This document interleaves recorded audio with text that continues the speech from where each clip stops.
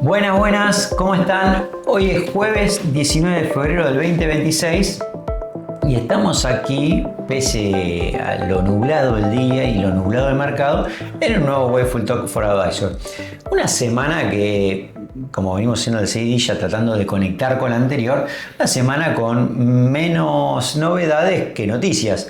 Un poco es verdad que siempre el mercado se encarga de tratar de generarnos algo, pero digamos que fueron semanas un poco aburridas. Pero bueno, pese a ello lo tenemos a Martín, por supuesto que siempre nos va a generar algún tipo de contenido, sin duda. ¿Cómo estás, Martín? ¿Qué tal, Oscar? ¿Todo bien por aquí? Y es cierto, el mercado, estamos a... ¿Qué día dijiste que era hoy? Y hoy es 19, ya casi estamos terminando febrero. El mercado está en cero. El S&P 500 cero en lo que va del año, ni para arriba ni para abajo. Cero en lo que va del año del S&P, digamos que prácticamente que fueron 2 meses casi perdidos para el mercado, con un VIX obviamente por arriba de 20, que está marcando un poco este tipo de dinámica que está viendo no solamente con Irán sino también con la Fed, un Kevin Warsh que ha dado algunas consideraciones pero vagas y me parece que lo de Irán también pasa a ser como tema central, sobre todo porque digamos un poco mi perspectiva es por un momento se habla de que hay algún tipo de acuerdo, pero por otro momento cuando uno ve cada vez hay más activos bélicos de Estados Unidos en la región. Sí, yo no veo que vaya a haber ningún tipo de acuerdo. Lo que le está pidiendo Estados Unidos a Irán es una capitulación total, prácticamente. Tampoco sé cómo se podría solucionar. Me parece medio demasiado lo que está pidiendo Estados Unidos, al punto que pareciera ser a propósito. Como decimos siempre, Estados Unidos no lleva estos chiches tan caros a pasear, y más que nada teniendo en cuenta que la disponibilidad de portaaviones de Estados Unidos en este momento era 2.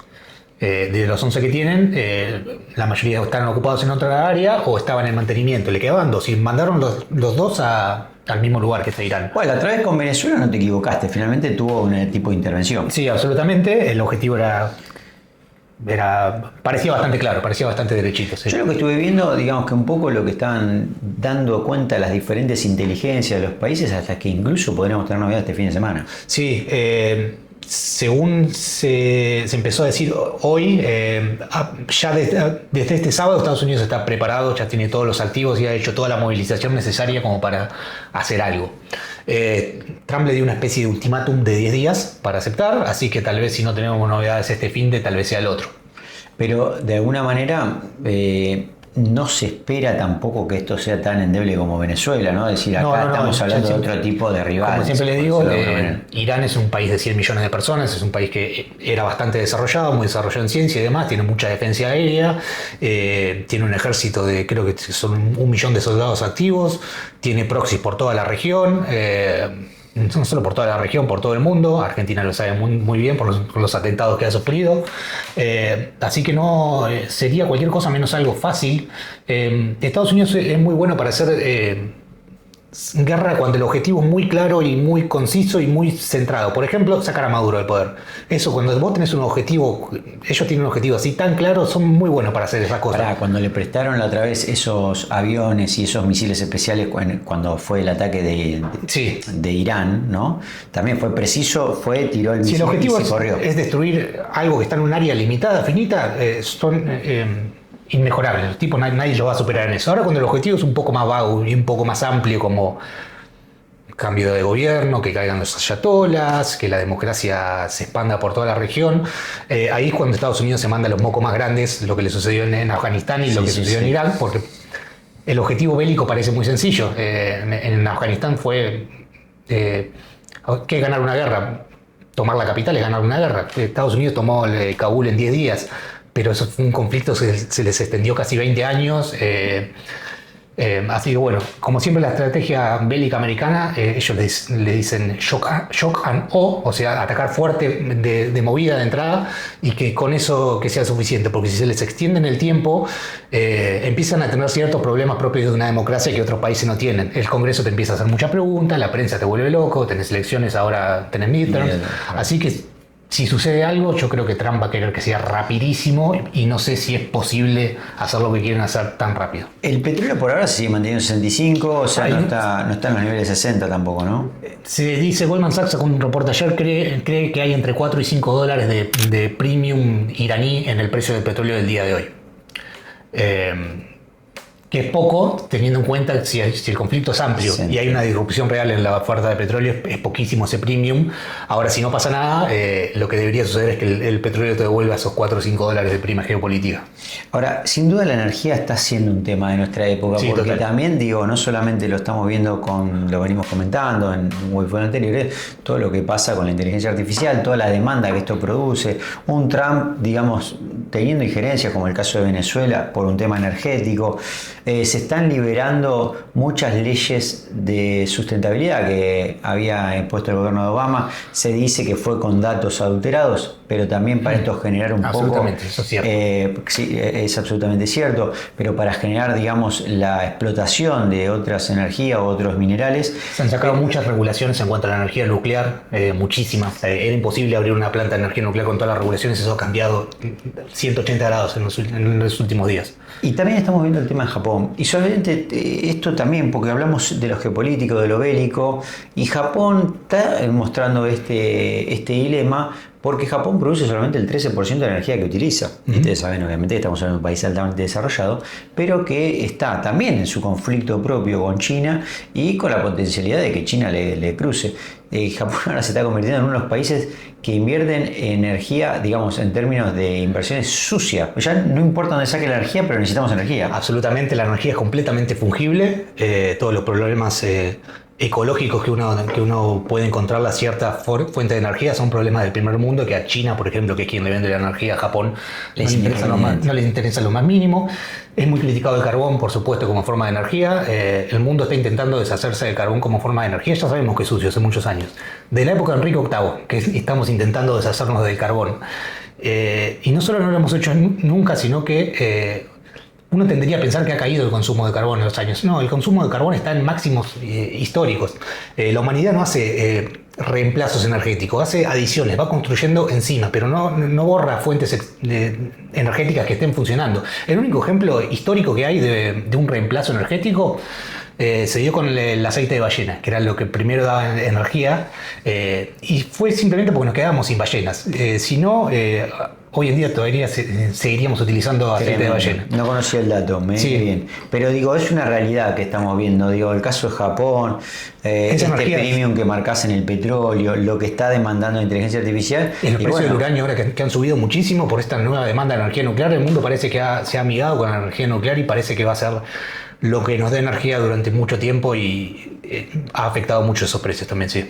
En otro orden de ideas, y siguiendo con estos conflictos geopolíticos, pero estamos viendo tanto como en el Banco Central Europeo y ahora en la Fed, estos cambios que son significativos y que siempre marcamos tienen que ver con el flujo de dinero, ni más ni menos. Por eso para nosotros es tan importante, porque obviamente donde va el flujo, va o no el crecimiento de los activos. Y esta semana tuvimos las minutas de la Fed. Para atar un poquito y conectar un poco con lo que pasó la semana anterior, es claro, hace aproximadamente 15 días tuvimos la reunión de la Fed. Pero en el momento hacen, como los dos dan los puntos principales, dan la mención si mantienen o no tasa, mantuvieron tasa, y después, 15 días después, tenemos las minutas. ¿Y las minutas qué son? Y bueno, un poco los registros que dejaron las reuniones de los gobernadores de la Fed y de alguna manera traducen un poco el pensamiento de aquel momento de la reunión, pero que se expone ahora públicamente para todos. Y esto pasó en el día de ayer. Y en esas reuniones vimos que primero tenemos el punto no menor de que los gobernadores ya empezaron a hablar hasta de una potencial suba, ¿no? Es decir, esto es como uno de los puntos. No hay obviamente una unanimidad, pero esto fue uno de los... Ya lo están poniendo sobre la mesa. Ya lo están poniendo, claro, en la ventana de Overton no solamente estamos hablando de no baja, sino hasta de una potencial suba. ¿Por qué? Porque están diciendo que el dato de empleo está estabilizándose, pero por otro lado lo que no se estabiliza es la inflación. Obviamente que Miran y Christopher Waller votaron en disidencia, obviamente porque ellos sí ven preocupación en lo que es la tasa. Pero por otro lado tenemos un Kevin Walsh que sale con expresiones más bien confusas o poco claras sobre cuál es su política. No deja claro obviamente la política de tasa, es difícil verla a través del resultado de las minutas, y por el otro lado le está hablando de la hoja de balance. ¿Cómo estás viendo esto, Martín? Bueno, gravísimo, como decimos siempre, como digo yo, siempre, para mí se equivocaron el año pasado bajando las tasas de interés, más que nada porque no cumpliste tu objetivo. Si vos hubieras cumplido tu objetivo de 2% de inflación, está perfecto. Pero ahora que vos tenés la inflación en 3 y el objetivo de inflación sigue siendo 2, entonces los tipos cuando se juntan te dicen, che, tenemos 2 mandatos, estamos lejos en el de la inflación. ¿Y cómo bajamos la inflación?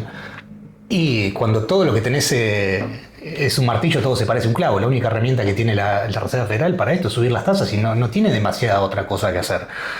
Así que me parece lógico lo que se vio en las minutas, lo ilógico todo lo que sucedió anteriormente. Esto es un poco lo que está demostrando, es ver si lo que pasó no tenía más que ver con presión política que con un ejercicio. Para mí es clarísimo. De la Fed. Un ejercicio técnico de lo que deberían hacer los tipos que supuestamente eran data driven o data dependent, como le gusta decir. Bueno, y justamente esto es el punto, porque claro, justamente Martín da en el punto de que Kevin Warsh, una de las expresiones que acaba de manifestar, es decir, él se muestra contrario a la postura de la Fed de ser data dependiente. ¿Qué significa un poco esto? Es decir, mira, aunque yo pueda prever que el mercado laboral va a crujir, hasta que yo no tengo el dato de que cruje, yo no puedo actuar. Esta era la posición de alguna manera de los Powell del mundo, es decir, de este presidente que está terminando, que gobernó casi. Voy a romper una lanza por el camarada Warsh en este caso está diciendo lo opuesto. Digamos, ¿cómo ves esto, Martín? Porque esto sí me parece que es más radical, uno de los cambios radicales, el cambio más radical que hay en cuanto a la metodología. Esto, ¿no? Me parece que el enfoque de Powell es demasiado simple.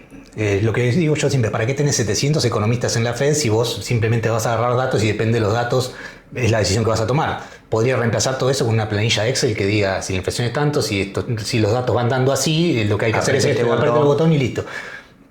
Para eso estudiaron tanto, para eso te pagan tanto, para eso tenés un puesto tan importante. A mí me parece que requiere un poco más el puesto de la Reserva Federal y es esta de ser un poco más forward-looking, mirar para adelante, hacer proyecciones, asunciones que la Reserva Federal me parece hoy en día no está haciendo, y este enfoque nuevo que va a traer Warsh,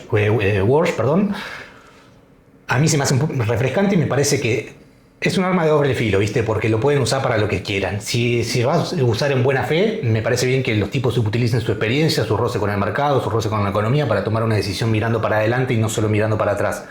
Pero bueno, como te digo, es de doble filo y lo pueden utilizar para hacer desastres en la política monetaria. Obviamente, y además agrega esta posibilidad de que la Fed ya no conecte solo lo del pasado, lo del presente, sino que empiece a dar, digamos, una mirada a futuro de cómo ve o cómo puede llegar a operar. Esto es otro de los cambios. Y obviamente está dando cuenta Warsh de que quiere de alguna manera trabajar sobre la hoja de balance de la Fed. Nosotros hablábamos el otro día sobre lo de los treasuries, que usaran los bancos los treasuries como, digamos, su propia, digamos, cobertura. Que lo tomen como colateral al 100 para los stress. Que lo tomen como colateral, como encaje, ¿no? Bueno, esto obviamente que es lo que comentamos acá, requerimos de algún tipo de cambio regulatorio, pero en cuanto a la hoja de balance no da Warsh muchas más especificaciones, sí como un trabajo ahí. Este es otro de los puntos. Creemos que son los dos puntos centrales que dejó esta semana, o por lo cual el mercado está por lo menos inquieto. Dice Martín, no creció, pero bueno, claro, había arrancado más o menos bien y estas últimas semanas está un VIX por arriba de 20. Es que se siente muy volátil porque el sector software está en la ruina y en los portfolios generalmente de los inversores hay mucho peso en software, entonces es muy probable que la gente, un inversor común y corriente, vea su portfolio bastante abajo, por más que el S&P 500 esté neutro, porque lo que ha subido este año son cosas más defensivas, más que cosas que tienen que ver con consumo defensivo, minería, cosas, industria pesada, ese tipo de cosas que por ahí no son tan populares en los portafolios. Pero propio de momentos más defensivos, ¿no? Absolutamente. ¿No? Sí, entonces ha habido una rotación tremenda de software a ese tipo de activos que ha sido clarísima y viene desde hace por lo menos un año. Esto no es obviamente ni recomendación de inversión, y obviamente los retornos pasados no garantizan retornos futuros y deben consultar siempre a su asesor, pero digo, tener muy en cuenta de que esto se está notando, ¿no? Es decir, esto se está viendo, como siempre decimos, hacia dónde van los flujos. Bueno, estamos viendo acá. Pero esto que decía Martín me trae a colación otro tema que me parece interesante tratar, es que, digamos, cuando vemos los datos de empleo del 2025, si hay un lugar que se ha resentido el empleo es en lo que se conoce como white collar jobs, es decir, estos trabajos de cuello blanco, ¿no? Aquellos que son oficinistas, los vemos todo lo que tenga que ver con una persona y una computadora, básicamente. Exactamente, y que tiene que ver con que empresas de la industria del software, ¿no? La otra vez mencionábamos algunas, pero digo, el caso, hoy miramos al Trajan, la de Trello, bueno, es un Canva. El caso de Figma, Sí. podemos ver el caso de Globan, ¿no es cierto? Todo esto se ha, digamos, decaído. Ahora, es particular porque al mismo tiempo de que vemos esa caída de empleo, no vemos un aumento en los salarios. Entonces digo, la pregunta es qué podría pasar esto más allá del sector en particular hacia lo económico. Y bueno, vos también siempre mencionás la paradoja. Sí. ¿Y cómo, qué opinión te merece? Porque ha pasado alguna vez esto en la historia, no es la primera vez que vemos me esto. me pongo el sombrero de economista, que no soy, aclaro, como siempre, afortunadamente no lo soy, pero en economía viste que en matemática hay hay algunos problemas que si los resolves te dan $1 millón y no sé qué otros premios más. En economía no hay algo parecido, pero sí hay algunos problemas que no se le encuentra una explicación muy cierta. Esto es uno de ellos. Se llama paradoja de Solow o paradoja de la productividad de Solow o paradoja de la productividad simplemente. Y es que cuando hay un avance tecnológico muy importante, contraintuitivamente no se ven mejoras en la productividad. El primer ejemplo, los años 70, con la aparición de las computadoras. Es un cambio realmente radical, más que nada. Absolutamente. Por más que no sean muy rápidas en la época, para todo lo que es tema bancario, todo tema de registros contables, esas cosas, Fue fabuloso. es espectacular. No se vio ninguna mejora en la productividad en los años 70. El segundo caso que se pudo identificar... Bueno, Internet, digo. Supongo. Internet. En los años 2000 uno pensaría, bueno, tuviste un boom de productividad en los 2000 con la adopción de Internet, ya todo un poco bien asentado, post estallido de la burbuja.com. Nada, no se vio una mejora en productividad. Si te vas más atrás tenés otros ejemplos, como no sé, el motor de vapor tardó 40 años en mejorar la productividad. Empezó en 1880, creo que apareció, en 1920 recién se empezaron a ver mejoras fuertes en productividad. Y no se sabe muy bien por qué es esto, se han intentado dar varias explicaciones. Una de ellas que a mí me resulta más simpática y por ahí tiene un poco más de razón es que medimos todo mal. No sabemos cómo medir la productividad, no sabemos cómo medir la inflación, entonces al ajustar productividad por inflación, como está mal medida la inflación, te da baja la productividad, pero en realidad sí tuviste un salto en productividad. Otra explicación que se da a este fenómeno es que las mejoras de productividad están, pero son hiperconcentradas en 4 o 5 empresas. Puede ser lo que te termine pasando ahora.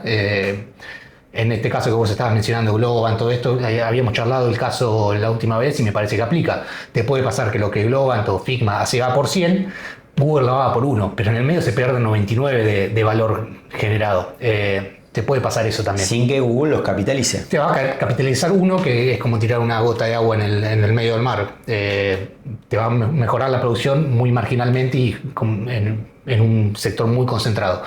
Pero no se le encuentra una explicación así muy obvia. Otra explicación que encontré por ahí era que tarda mucho la adopción y las transiciones son muchísimo más friccionadas y cuestan mucho más tiempo de lo que nosotros pensamos. Se dice, por ejemplo, que el impacto de las computadoras se vio 20 años después. Recién en los 90 tuviste un salto en productividad que puede explicarse por las computadoras, pero de 20 años atrás...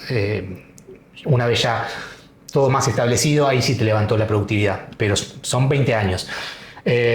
Con lo cual esto del IA, digamos, podemos ver que quizás no lo podemos ver en este ciclo más corto, sino que quizás podamos verlo. Vamos a ver cómo se termina desarrollando la tecnología. Es posible que no veamos mejoras en productividad durante muchos años. Y esto significa una destrucción de capital tremendo por todo lo que han venido invirtiendo las empresas. No significa que esto no vaya a tener retorno, sino que el retorno tal vez lo ves en 20 años. Y la verdad yo hubiera preferido comprarme un T-bill para esperar. Esto es un poco lo que nosotros creemos que fue lo que dejó esta semana como más importante. Me parece que Irán y Fed están dando vuelta en el precio de los activos del mercado. Obviamente que quizás no explique del todo. Y también es cierto que quizás pasan otras noticias que a veces nosotros nos toca ser arbitrarios y elegir las que creemos que son las más importantes. Las más importantes, las más interesantes y las que más impacto tienen. Las que más impacto tienen.